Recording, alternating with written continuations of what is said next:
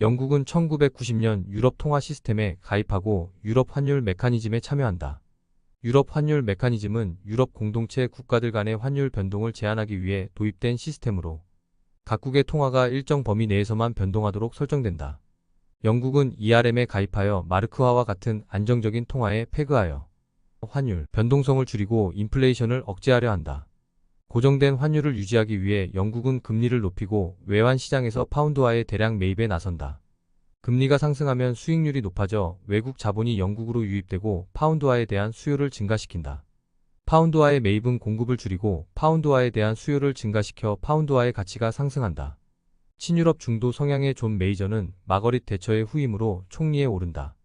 국제사회의 눈치를 보며 참여한 1991년 걸프 전쟁에서 30억 파운드의 부채를 발생시켜 영국 경제를 침체기로 몰아넣는다. 분데스방크가 독일 통일에 대한 과도한 지출과 관련된 인플레이션 효과를 상쇄하기 위해 높은 이자율을 설정하자 영국 또한 파운드화의 가치를 위해 금리를 올린다. 파운드화의 가치가 떨어지지 않도록 하기 위해 파운드화를 사들이는데 수십억 달러를 쓴다. 수요 증가로 파운드의 강세를 유지함으로써 외국인 투자자들에게 안정성과 신뢰를 제공하고 수입 물가를 낮추어 물가 상승률을 억제하려 한다. 유럽 경제의 통합을 촉진하는 것이 ERM의 목표이기에 영국은 환율 안정을 위해 파운드화의 평가 절하를 막는다. 영국의 1파운드는 약 2.95마르크 수준으로 거래된다. 통일 독일의 경제적 변화를 우려한 조지 소로스는 영국 경제가 높은 금리를 지속할 수 없을 것이라 여겨 영국 정부와 큰 포커 게임에 나선다. 1992년 9월 16일 수요일 조지 소로스는 파운드화의 가치를 떨어뜨리기 위하여 달러로 차입한 파운드화를 공매도한다.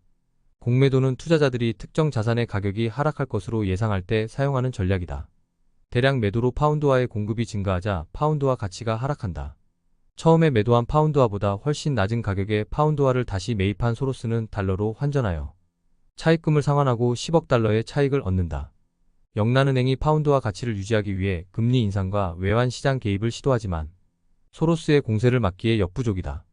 영국 금융 역사의 검은 수요일로 기록된 이날 파운드화는 20% 평가 절하되고 영국은 ERM에서 탈퇴한다.